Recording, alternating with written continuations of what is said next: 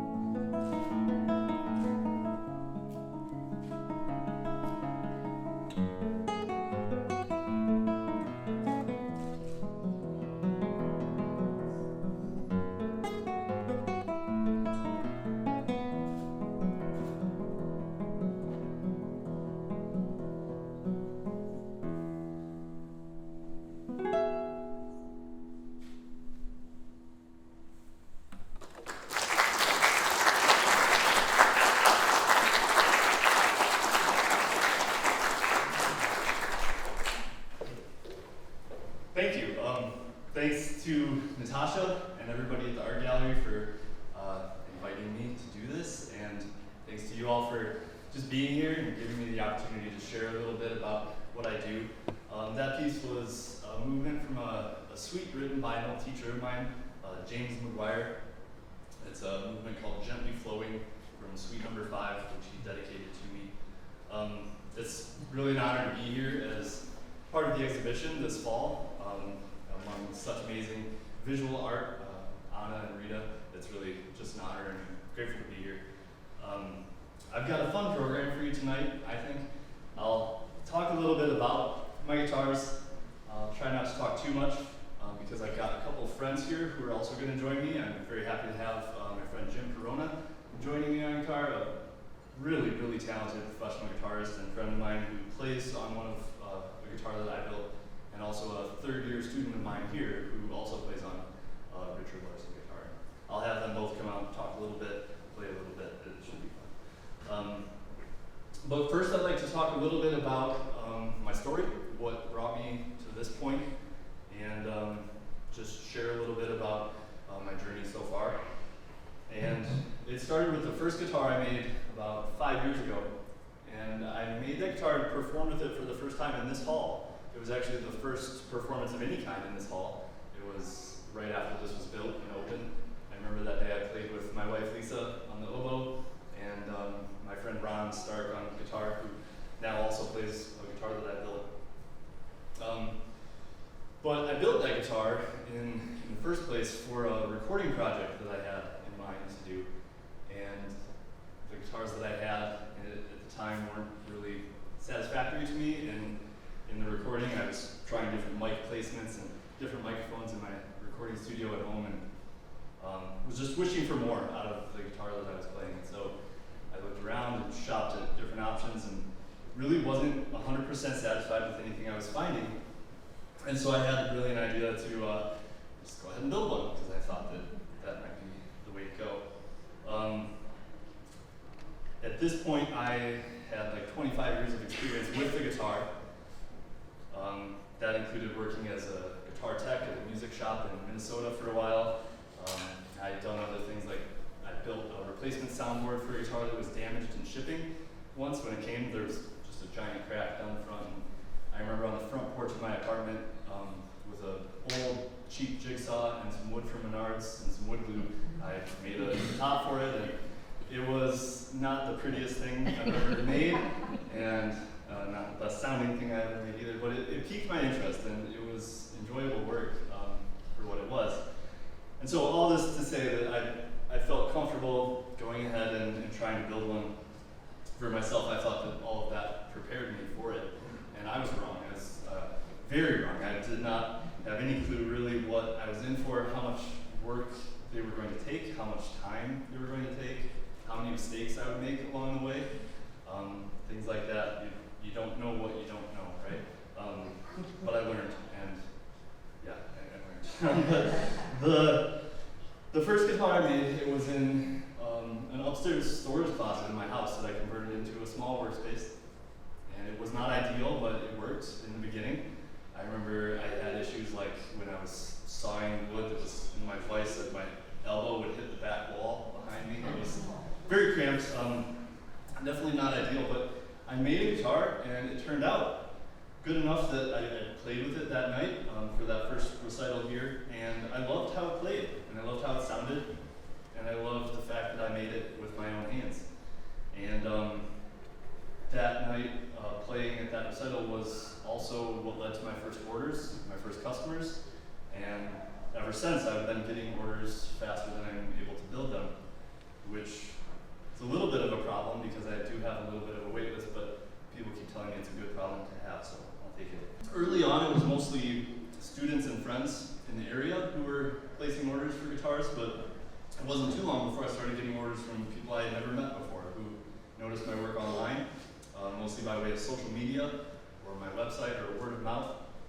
And I had also, like, after 20 years of working as a professional guitarist and making acquaintances and friends through organizations I worked with, like the Chicago School of Guitar Making, the Chicago Classical Guitar Society. I was a board member there for many years and served as a guest judge at evaluated recitals and things. And this all really helped me build this network that really ended up being valuable to me as I embarked on this journey. In the last 5 years since I built that first guitar, I outgrew the upstairs storage closet workshop and took over the 2-stall garage. I kicked the cars out to the driveway, and I built over 40 guitars since then, and a lot of them are being played all over the country. It's really fun to see what people do with these things that I build for them. I have found it really rewarding. I have been teaching for a very long time, and that's also very rewarding. I have no plans to stop teaching. I love seeing students grow and develop, and I really get a lot out of that and have no plans to stop, but making something tangible that you can touch and see and hear, it's a different kind of rewarding for sure. So I plan to keep it going and take it as far as I can. I have plans to build a backyard workshop so we can move the cars back into the garage. But I get that same feeling every time I string up a new guitar that I did when I strung up that first one. And that's a lot of what keeps me going. But as I was preparing for this evening, I was thinking about what of value I had to share. Like what part of my story would be helpful for someone to hear who might be about to embark on a career. I know there's some students in the audience here who are about to graduate and go off into the world, and some of you might be thinking about pursuing something you're passionate about. And there are a few things that I kind of boiled it down to that I'm not going to go so far as to say that it's advice for you, because I'm still pretty early on in this too. More considerations, things to think about. Number one, sticking with what you know. I don't imagine I'd have much success as an underwater basket weaver or something. I know this. I know this very well. I've spent my whole life with it, and so it made sense to me to do. And the other one that's probably pretty obvious is just the value of hard work. There's really no substitute for it and no way around it. whatever you choose to go do, you're going to want to be prepared to really work probably a lot harder than you think you're going to have to. So it's nice if it's something you enjoy. The maybe less obvious ones, though, are the value of your network. I remember in college or grad school, always being told to take advantage of every opportunity I could to go network and shake some hands and meet people, and that you never knew when you might need those people for support or professional connections later on. And wow, that's true. That's really a real thing. So I'd encourage you all to, if you're about to go off into a career, to think about that and to not miss opportunities that you have to network with people in your fields. And also the last thing that I'd probably say is to not be afraid to make mistakes. You're gonna make mistakes. If you're not making mistakes, you're not trying anything new, right? And we have a saying at our house when mistakes are made, and my girls here probably know what I'm going to say before I say it, but we will try again, right? We will try again. It's kind of our mantra at home. Whether it's some little mistake or something somebody's trying that doesn't turn out quite the way they wanted, or even just an off day, we will try again, right? And so those are the things that I really wanted to share, the things that I think are hopefully good for somebody to hear, and the things that I think have made a difference for me as I've started this. And I think that about does it as far as what I wanted to talk about. I'm not usually talking for this long when I perform, so I think I'm going to leave it at that and get back to my playing. A little bit about this guitar that I'm playing for you now. Indian rosewood, back and sides, bubinga, center strike here, and binding and accents. The top is Western red cedar, the neck is Spanish cedar, with an ebony reinforcement, West African ebony, same wood as the fretboard. The rosette is crushed maple leaves from my front yard. It's fun to incorporate some personal touches. And I'd like to play one more piece before I turn it over to my friends waiting in the wing. I'm going to try a new piece that I've been working on. It's a keyboard sonata by Domenico Scarlatti, who was a Baroque composer, contemporary of Johann Sebastian Bach, born in 1685, died in 1757. This is a keyboard sonata in A major, K208.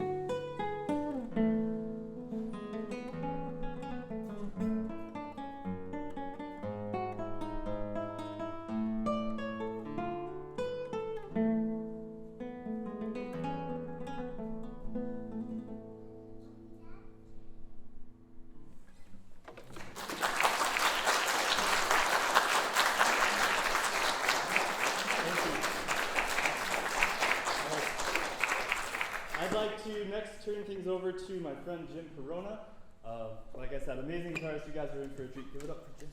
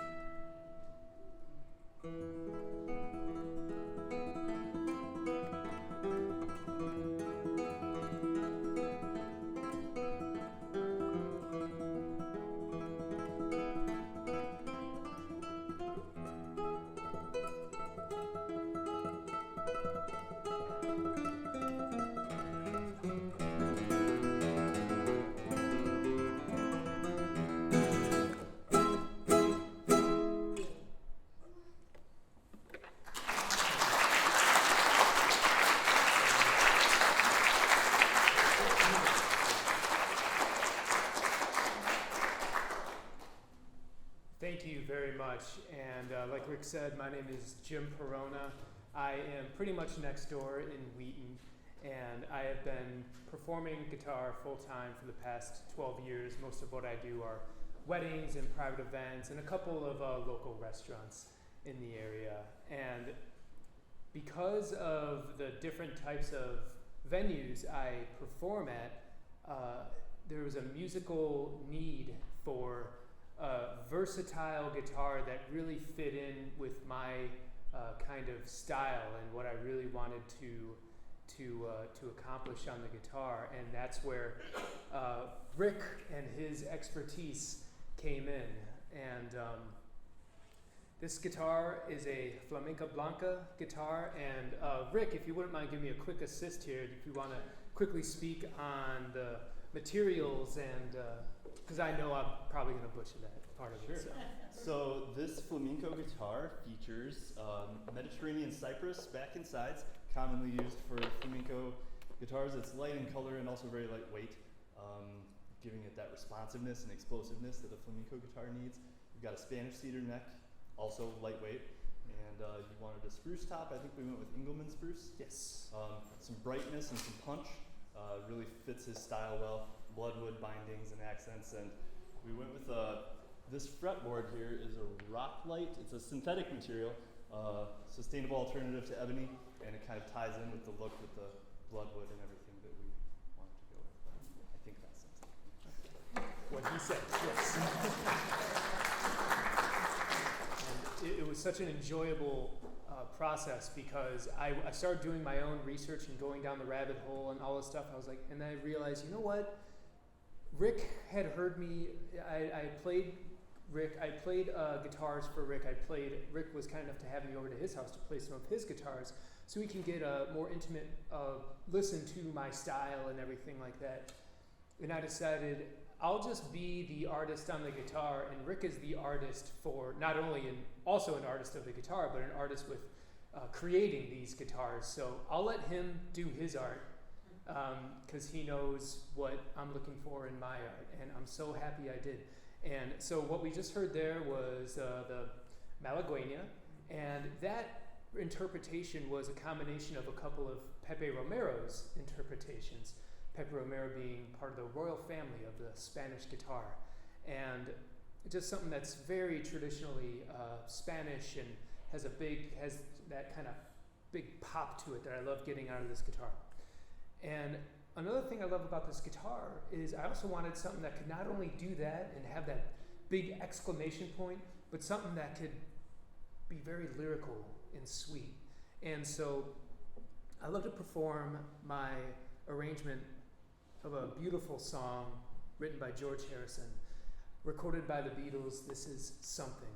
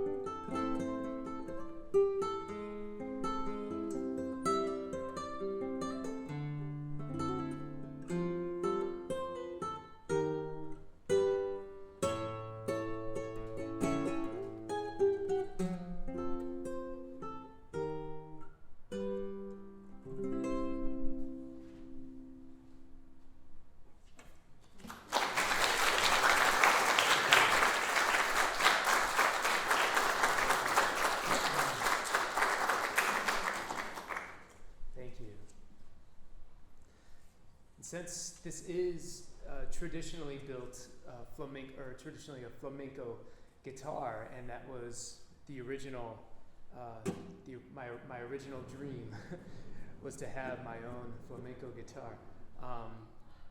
Be remiss not to play something traditionally flamenco. I still consider myself a very amateur in the flamenco guitar world, and but it is something that I very much enjoy doing, and I love everything about it. And I guess my one, the excuse I make for myself is I am held back by the fact that I love flamenco, that I'm trying to learn flamenco, but I'm just a guy from Wheaton. and I've never been to Spain, and but giving it my best shot. So this is a piece by Esteban de Sanlúcar, and this is Panaderos Flamencos.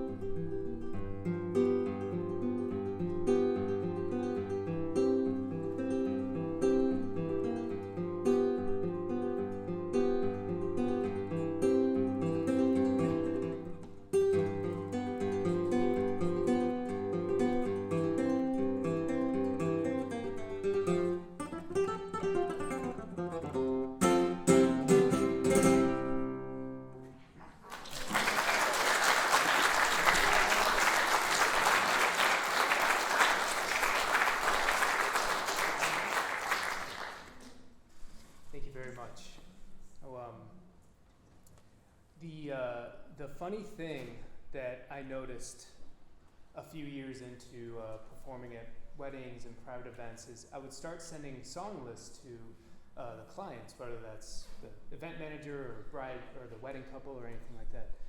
And let's say it's a 1 hour booking, but they chose 45 songs. And so I'm doing the math and I'm like, okay, I can either play all these songs 4 times as fast, that doesn't seem realistic or like it would be enjoyable, or just kind of start medleying a bunch of songs together. And that's the approach I basically went with. And so the last thing I'll play for you, and also I want to get in a big range of just different songs to demonstrate the versatility of my favorite guitar, my Blanca.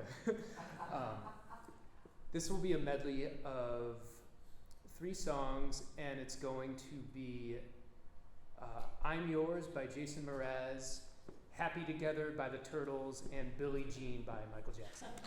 So, here we go.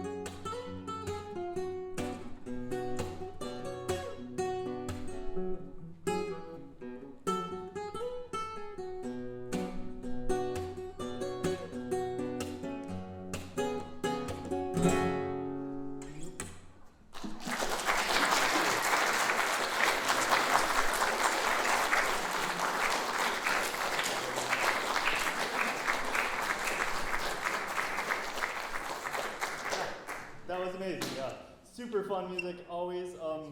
Super talented guy. If you guys ever need music for a party or anything, just Jim Perona, look him up. So up next I've got a student of mine who I've been really enjoying working with. This is his 3rd year here, I think, and looking forward to seeing what he can do over the next couple of years. But this is going to be Francis Balquin. He'll talk a little bit and play a little bit for you, so give it up for Francis.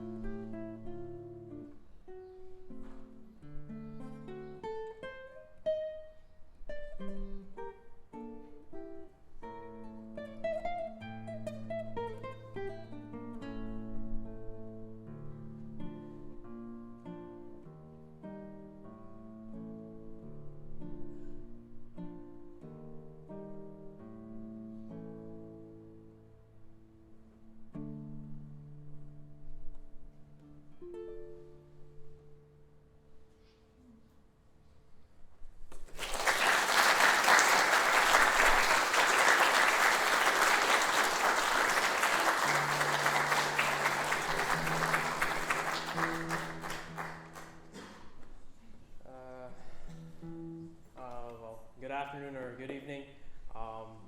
What you just heard was Capricho Arabe by the Spanish composer Francisco Tárrega. It's one of the most well-known classical guitar pieces by one of the most well-known classical guitar composers. And like Rick said, I'm Francis Balquin. I'm a third year here. This is going to be my third year at the university. And I started working with Rick my first year here, even though it was like through digital means, he taught me. And I mean, I knew about his whole guitar making process, and I was very intrigued by it. And that's one of the things I'm intrigued about in general is just the process. Like whatever people are doing, I'm just interested in like how they do it. And so when we got to meet in person, my second year here, I had the privilege every once in a while, if he brought in an instrument during a lesson and it kind of caught my eye, I would ask him about it, and he'd be like, "Would you like to try it?" And I was like, "Of course." And so, fast forward to about the start of this year, I had the guitar I had been using at the time. This year would be my fourth year using it. So I used it in high school. I used it in the first couple of years of college, and it served me well. But truthfully, just how I had been progressing, it became clear that I needed something a little bit more. So, I mean, I tried doing my own research or whatever of what's, I guess, like the next level up on guitars and stuff. And I talked at length with Rick about that process, and then I kind of I went back home for the summer, and I had been practicing and stuff, and I just asked, one night I asked him a few questions, then he texted me back, he's like, "I would really like for you to play one of my instruments, so I'll work out those details, and I'll just let you know what comes of it." And I was like, okay, that's interesting. And so about 6 weeks ago, he texted me like a whole barrage of messages, and he's like, a couple of videos of this was the guitar. He's like, "This is what I want you to play." And he invited me over to his house to give it a spin and to pick it up. And he told me stuff about it, so I hope I get this part right. It's a cedar top with the walnut back and sides from a family members of his had a barn, and the wood was just sitting here, or sitting in the barn rather, and he used it for the back and sides, and I think the results speak for itself, especially with the back. I think it's absolutely beautiful. Mahogany neck with an ebony stripe for extra enforcement, and one of my personal favorite parts of the guitar is the rosette, which is the little ring around the sound hole, and this one in particular is made of coffee grounds. Where is it from? Two brothers. So, supporting local business and whatnot. But in the short time I've had with this guitar, I took it home and I played it over the weekend, and that weekend, about a few weeks ago, and it became quickly apparent by almost every metric that I could think of, it was superior to my other instrument. And with more time, the things that I appreciate most about it are the tonal clarity, all the different voices in the dynamic range of the instrument kind of blend together, but also you can hear them separate, which is something that I really appreciate. And then also just the dynamic range that I can get out of it. I don't think I've tapped into its full potential yet, and it's something that I can definitely grow into over the years. So I'll play you another piece. I'll transport us forward in time in terms of music tastes. That was 19th century Spain, where that piece came from. And this next piece I'll be playing is a bit more modern or contemporary. It's by an Argentine composer named Jorge Morel, and it's called Danza Brasilera. I started listening to it over the summer, and I liked its energy, so I decided, well, I suppose I'll learn it too. So without further ado, this is Danza Brasileira by Jorge Morel.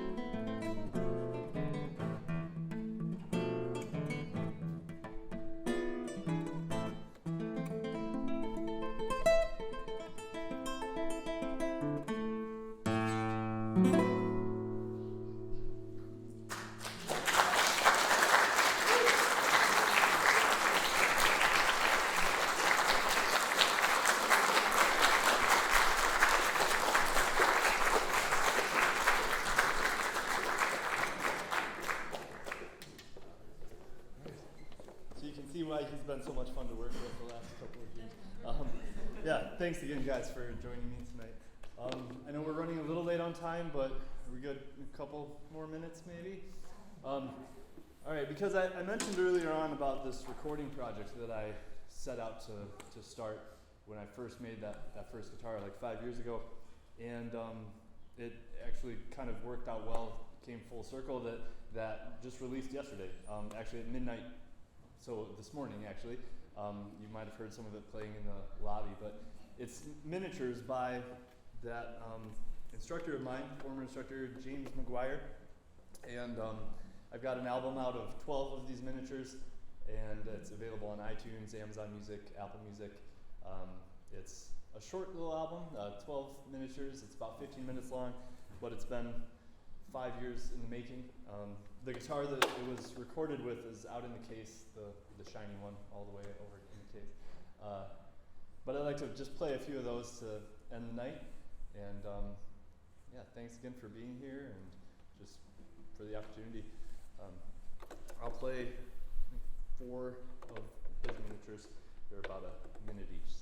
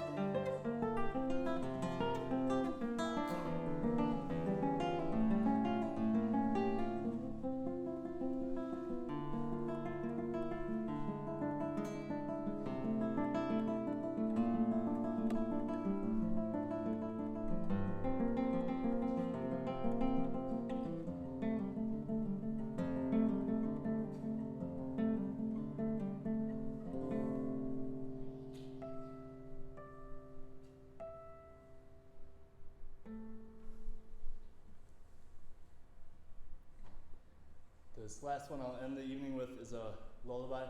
This one's for you, Lily.